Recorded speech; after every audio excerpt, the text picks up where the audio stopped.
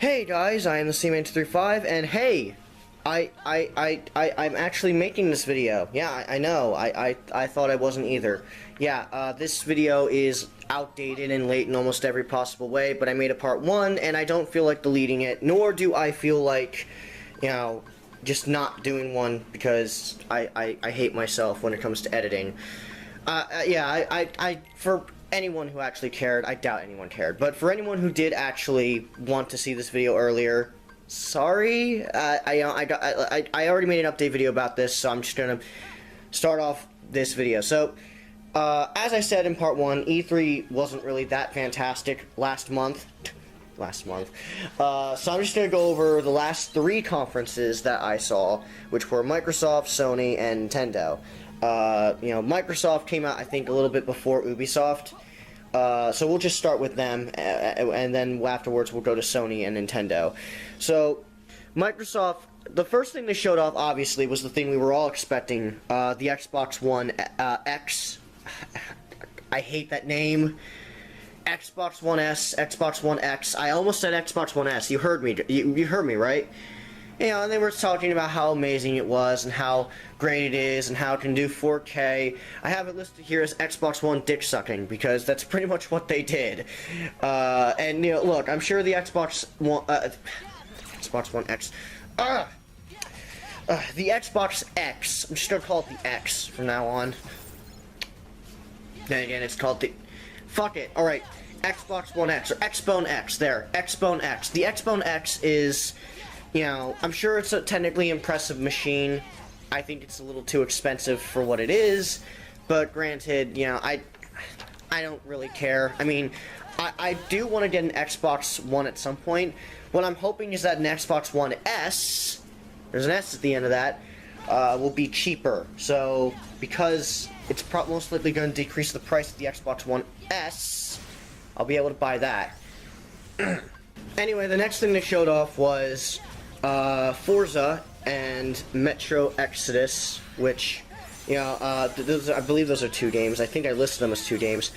Honestly, I apologize if I forget a lot of these things, mostly just because, the conference just kind of came and went, and I don't really remember everything. Forza I remember because it's Forza. I've been seeing that for a while now. Metro Exodus I don't really remember, so to all the Metro Exodus fans, I apologize to all 2 of you. Forza, on the other hand, I remember. It was Forza. Then there was Players Unknown Battlegrounds. I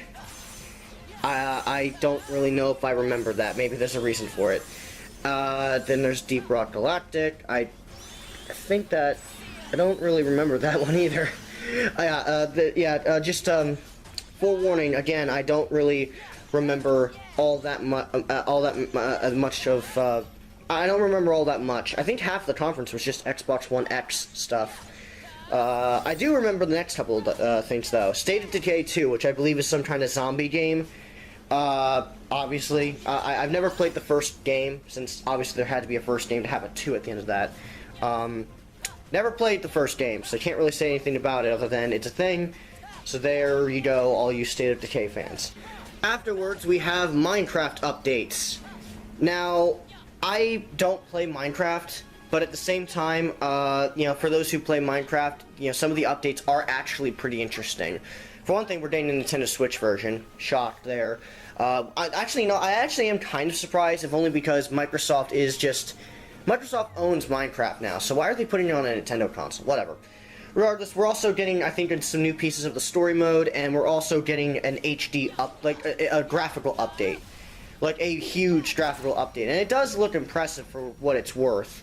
Despite the very simple art style that Minecraft went with, it does look good at the very least. But that's really all I can say. It looks nice. Afterwards, there are 2 other games called Black Desert and Artful Escape, which I don't remember. I'm pretty sure everyone's gonna hate me for this. There's also, I remember that one, actually. I remember, okay, thankfully I remember all of these. For one thing, there's a new Shadow of Mordor, which I've never played the first one, but hey, it's cool, we're getting another one. I heard that was a good Lord of the Rings game. We're getting Cuphead, I believe, got a release date, I think. I think it also got a demo that was playable at a con somewhere, and I think Clement actually played it, and he said it was really good, so Cuphead does look really good. I really like the graphical style they're going with. Very, very beautiful. And then there was also Super Lucky Tale, or Super Lucky's Tale, which is a very stereotypical kids 3D platformer. Like, I think it's the most stereotypical 3D platformer for a kid. It honestly looks like Rare made the game. You remember when Conker was first announced? But before it turned into like the M-rated shitstorm that it did, it was a very happy-go-lucky kind of game, similar to like Banjo and Kazooie. It looked straight out of that time. I actually looked up to see if Rare was actually making it. They are not, in fact. This is being made by someone else, but it looks very stereotypical. I mean, it looked nice, and the music was good. I didn't really get anything else from it, though. It just kind of looks like a very typical platformer. But hey, you know, maybe it'll be good. You know, it wouldn't shock me if it were. Next one was Sea of Thieves, which is the Rare pirate game, which actually looked really, really impressive. I don't know how it will do, considering I think it seems to have a very big multiplayer, a big emphasis on multiplayer. Online multiplayer, obviously. But the trailer they showed off was pretty good, and the guys they actually had talking over it and announcing what they were doing were actually pretty funny. You know, it looked fun. I think the Sea of Thieves looked a lot better than Skull and Bones, which is the other pirate game that Ubisoft showed off, which I believe I said in the past, I actually thought that was pretty good too. It's cool we're getting some really cool looking pirate games. Like, one seems to be more about combat, the other seems to be more about teamwork and treasure hunting. So it's interesting how they have a bit of a different focus. And the final thing they showed off, and probably the best thing, is they showed off more backwards compatibility for 360, and, of course, Xbox backwards compatibility, the original Xbox One.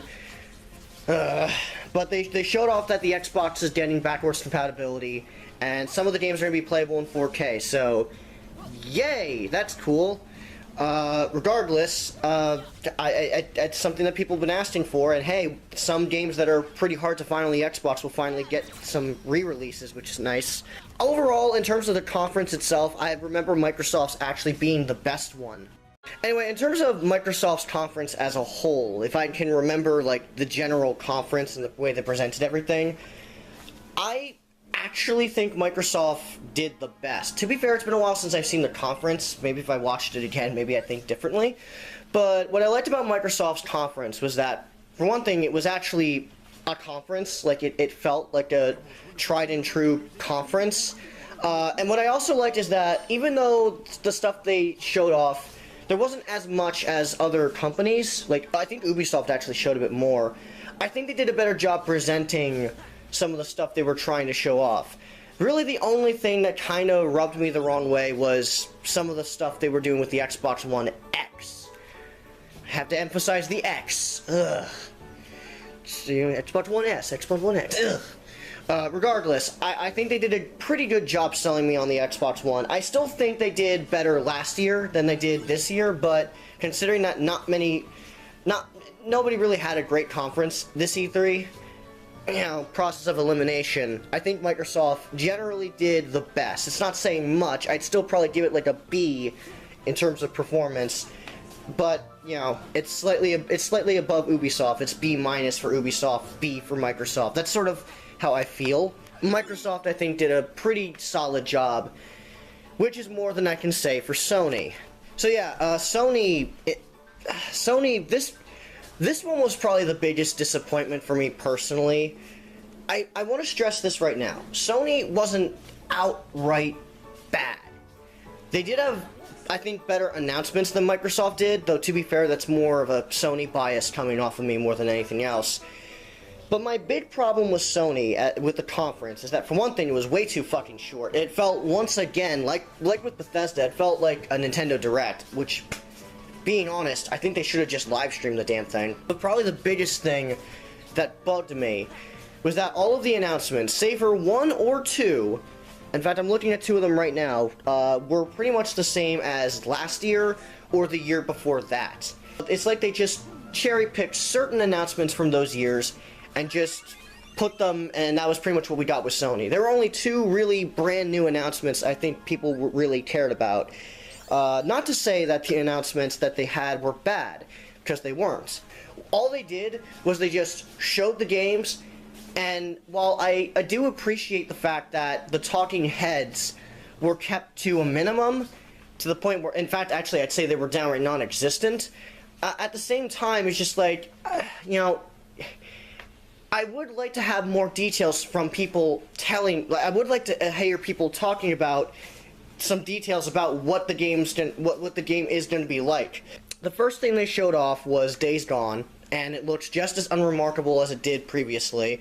I think I recall saying it looked impressive near the end of the 2016 conference. I still stand by that. It looked fairly impressive, even though the dude clearly unlocked the infinite ammo cheat code. Regardless, Days Gone, I think, looked even more unimpressive than it did when, you know, at the start of the E3 conference. They chose to end on it last year, and I thought it was okay there. Here, though, no. Honestly, it looks really, really dull. And speaking of which, speaking of Days Gone, how it looks like, you know how it looks like Last of Us? No Last of Us Part 2. We got an announcement for that a while ago, but we never actually saw anything. I'm going to assume it's still early in development. We had some more Uncharted 4 stuff. We had some DLC for it, so that's pretty obvious. And then afterwards, we got Monster Hunter World, which I will admit does look good, but I've never tried the Monster Hunter games. For Monster Hunter fans, I'm sure it's a huge win. I'm not really a Monster Hunter guy, so I don't know whether I don't know whether it'll be. I mean, I'm sure it'll be a Monster Hunter game, a really good-looking one on the PS4. So there you go. Afterwards, we had the Shadow of the Colossus remake. This one kind of ticked me off, not because the idea of remaking the game is bad. Oh no, if anything, it is a fantastic idea. My problem is how they presented it. They showed it off, it looked fucking awesome, and then they just moved on. Like, no fucking detail. Come on! This isn't just any game. This is Shadow of the Colossus. This is considered one of the best games of all time. This is Team Ico's magnum opus. And, you know, you're just gonna... No details? Like, you're not gonna tell us, like, you're not gonna have people come out and say, yes, the Shadow of the Colossus is getting a remake. We're gonna have new Colossus, and there were actually some cut boss fights from that game. And, you know, I think one thing they could do with the remake is add them back in. What's going to be changed? What's going to be remade? How are they going about it? If is there going to be? I'm sure there's going to be a new engine. I think the original game's code is a little too outdated. They're probably going to remake it from scratch. Give us details. Give us something on it. I'm not expecting a release date. Let's be honest here. That game's staying delayed for at least 5 years. Let's be honest here. That game's staying delayed for at least 5 years, maybe more. It's gonna be delayed as much as The Last Guardian is. Regardless. I just, Shadow of the Colossus, I felt they should have spent more time on that, because that's a big fucking deal. You know, I mean, okay, true, I've never played it personally, I've always wanted to, I've never actually played it because I never owned the games. But still, like, come on! I just, whatever. After that, they showed off, well, actually, I think, none of these are actually in order, actually, I'm looking at these now, because Spider-Man is, at the top of the list, and that's the last thing they showed off. Well, I guess I could talk about it since I'm talking about it already. I guess I should talk about Spider-Man Arkham.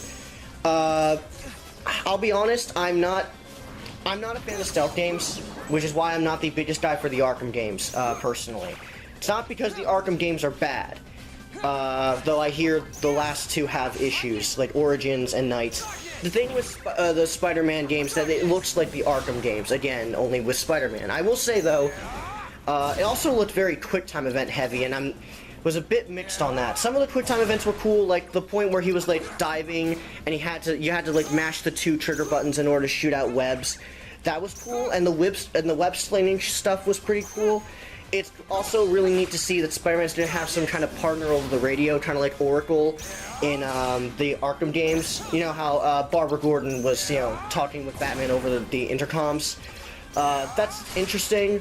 Not really sure how that's gonna work. All I know is that it looks like Arkham, and since I'm not a fan of stealth games, I'm a bit mixed on it. But at the same time, I won't say it looked bad because it did look pretty nice. I like, you know, some of the humor that Spider-Man has is generally pretty funny. I don't know who the villain is, though. Like, I forget what the villain's name was, but I don't remember ever seeing him in a Spider-Man comic. Granted, I don't really read the comics that much, so maybe he's a new character it was introduced in Marvel for a little while ago.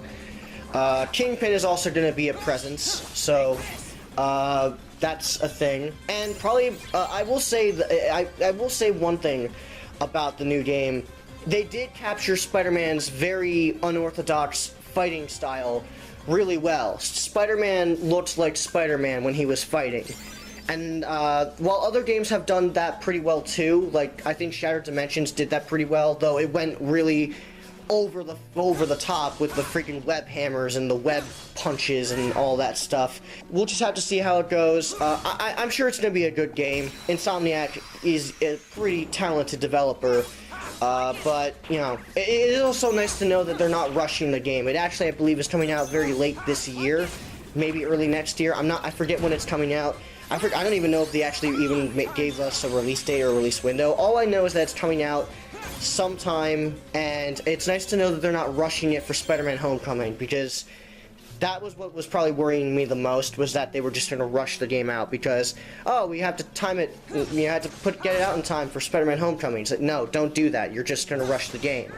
After that, next on my list is, well, VR crap. It's VR. That's all I have to say. And the last two things I have on the list that were worth noting for me was Detroit, which was Aiden, I forget, what, it's from the people who made, it's from Quantum Dream. It's from the people who made Heavy Rain, and I've never played Heavy Rain. I have seen Let's Plays of the game. The story is fucking stupid. I love how stupid the story is. Detroit does not look like Heavy Rain in the slightest. I mean, it has the same concept and the same team behind it, but the story, I understand it's not meant to be tied in with Heavy Rain, by the way. Like I know that it's not meant to, it's meant to be its own story. Here's the thing. The stuff it's trying to tackle and the themes it's trying to tackle, they're not bad ideas. The big issue I have with the game is that the writer behind it, he's not a very good writer. So I don't really expect him to tackle these issues well, and we'll see how much of a train wreck the story is, since you know it's going to be a train wreck. It's made by Quantum Dream. Their stories are never, ever good. And the final game is Dad of War. You know, God of War 4, Dad of War. Which I actually will say was really good. The kid, I think, could have used a better actor. But it's a kid actor, what are you gonna do? They're hard to come by.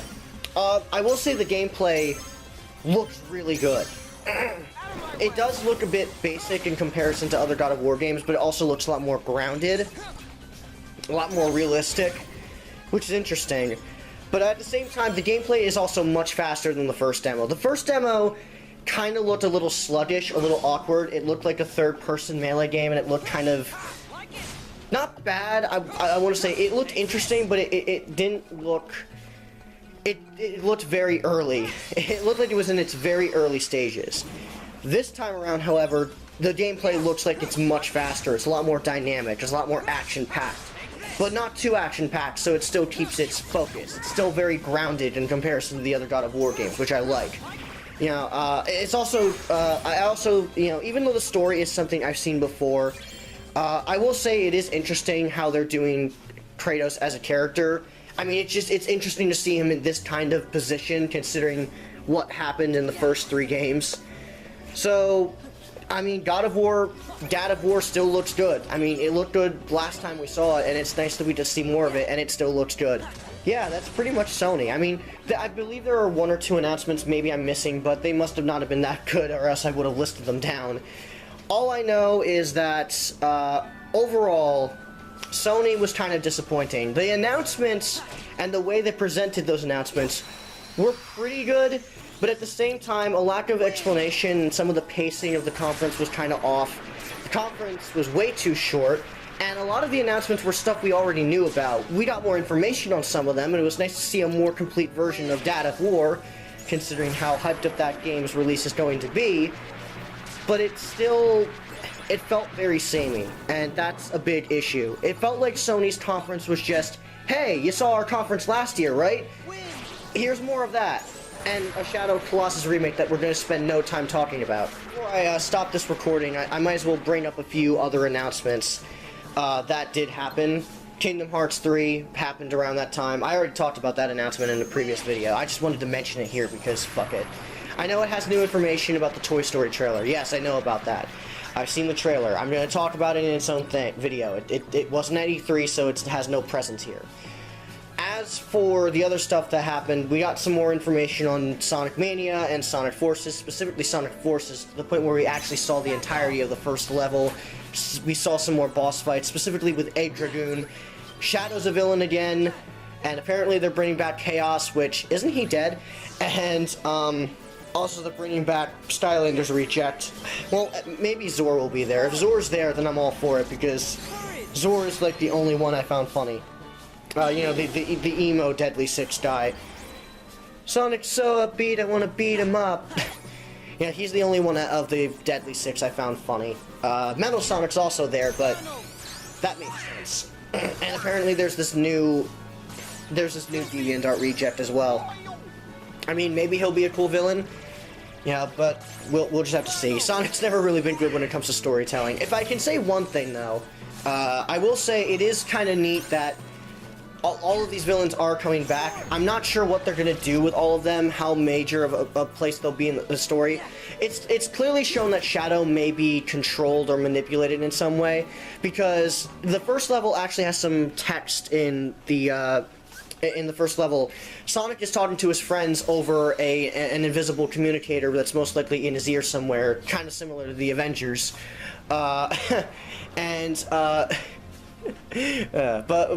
one of the things they're talking about is how Shadow just mysteriously vanished, and how Sonic in that first level is trying to find him, and actually finds him at the end of that first level. So I'm wondering, because a few of these guys aren't really bad guys anymore. Zavik still is, but that's just because he's a douchebag. You know, but Shadow isn't a bad guy, and Chaos sure as hell isn't a bad guy either. Chaos was just caught up with so much rage and revenge, and that he because of his species was slaughtered. His little group of Chow was slaughtered, but now that that's over, and I thought his rage was I'm not sure what they're doing with that. Sonic's never really been good. I'm thinking way too hard about this. Sonic's never been good with storytelling. I'm just interested to see some of the characters again. We'll just see how it works out. And finally, probably the second place, maybe third place, give or take. I'm not sure where I'd put Nintendo, actually. That's the weird thing. I think Nintendo, in terms of announcements, was the best, because a lot of the announcements they had were really awesome. But on another hand, the way they presented them was just kind of average, in my opinion. Not to mention there were some announcements like the Metroid 2 remake that they're making, which totally, by no means was influenced by AM2R. I am sure of it. I am sure it was not influenced by that game whatsoever. I'm surprised the dude that created that is not more angry about that, but whatever. Because he said, I think he actually said that he's not really mad about it. I would be, but whatever. Regardless, there's a Metroid 2 remake coming out. That was actually announced after the Direct. Fuck you for that, Nintendo. I had to look that up separately. I had to look on YouTube for like 20 minutes just finding that shit. Screw you for that. They also did their live stream Treehouse thing. They showed off some Mario Odyssey. They showed off some more gameplay of some other things that are coming out. And they showed off some games that are coming out very soon, like Splatoon 2 and ARMS, which I believe is already out at this point.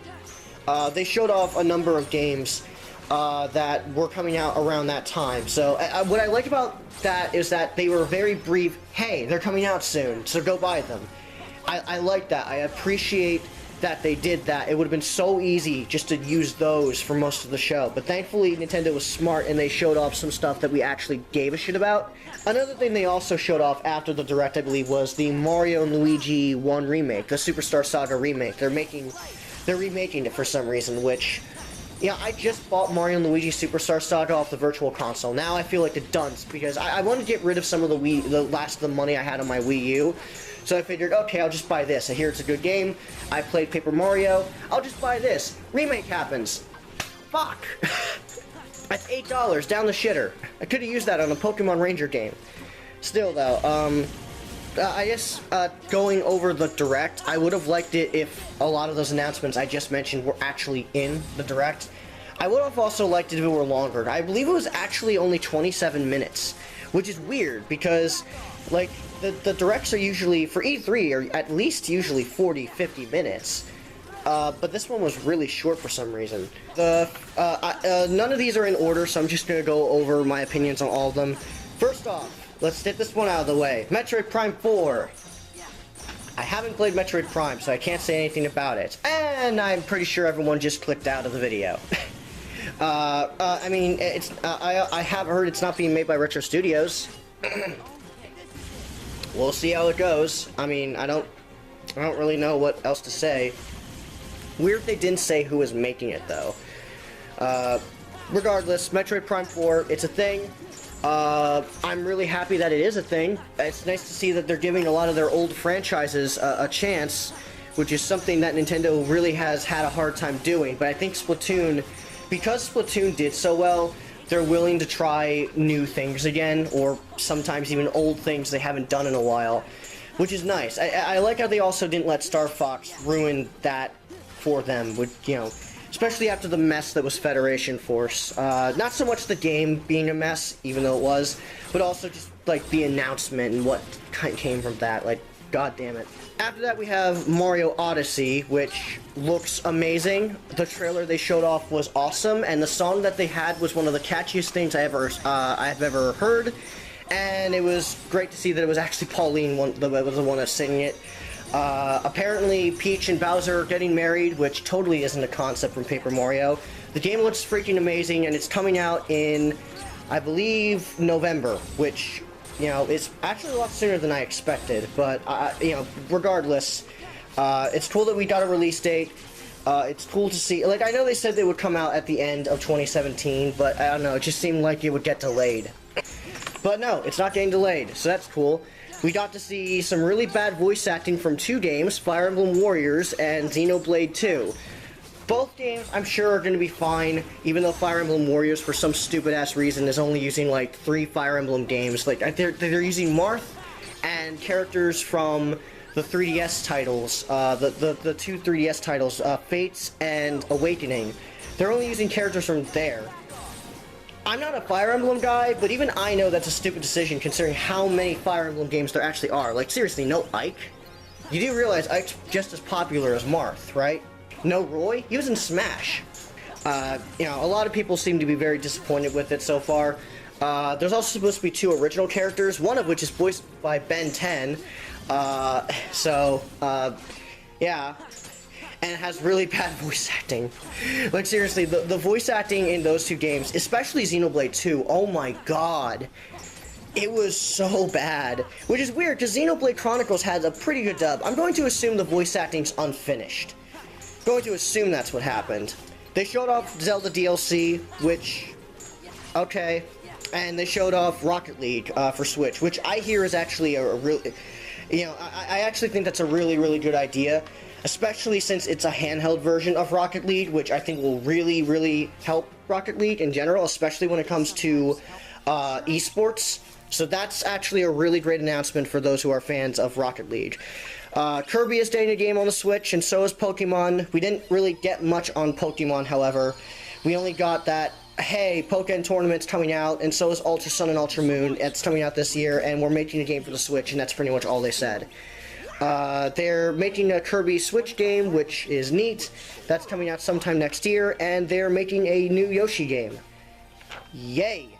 And those are pretty much all the announcements. So yeah, all of which I think are pretty good. You know, some bad voice acting from Xenoblade 2 aside. Overall, though, Nintendo's conference, I think the Direct itself was a bit underwhelming. The announcements were really good, though. Like, again, the announcements were really good. They had a good variety, and they timed the announcements pretty well.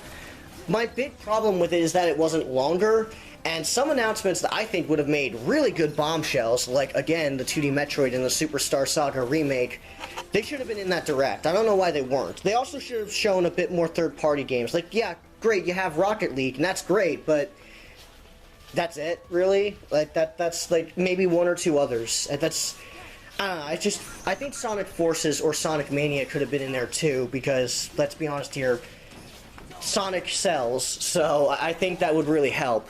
Granted, we already got a lot of Sonic Forces, but I think it definitely would have helped the conference. Regardless, Nintendo, I think, did fine. They get a B, just like Microsoft. I think Microsoft's was probably the best actual conference, just because they seemed to know what they were doing with their announcements more. In terms of announcements, it's more, I'm not really the biggest guy for some of the announcements at Microsoft, mostly just because I'm more of a Sony guy and a Nintendo guy than, say, Microsoft. So that's why I didn't care for it as much. But at the same time, I think Microsoft, as just the company, I think they are the ones that win E3 this time, just because they seem to pace themselves out a bit better. Xbox One X, dick-sucking and terrible names aside. So yeah, that's my thoughts on E3. Sorry if this video was lackluster, but I had to rush this damn thing out, and also the editing for this video, considering all the damn coughing I have, is going to be a freaking nightmare. So I'm going to get to that. I'm the Seaman235, signing out.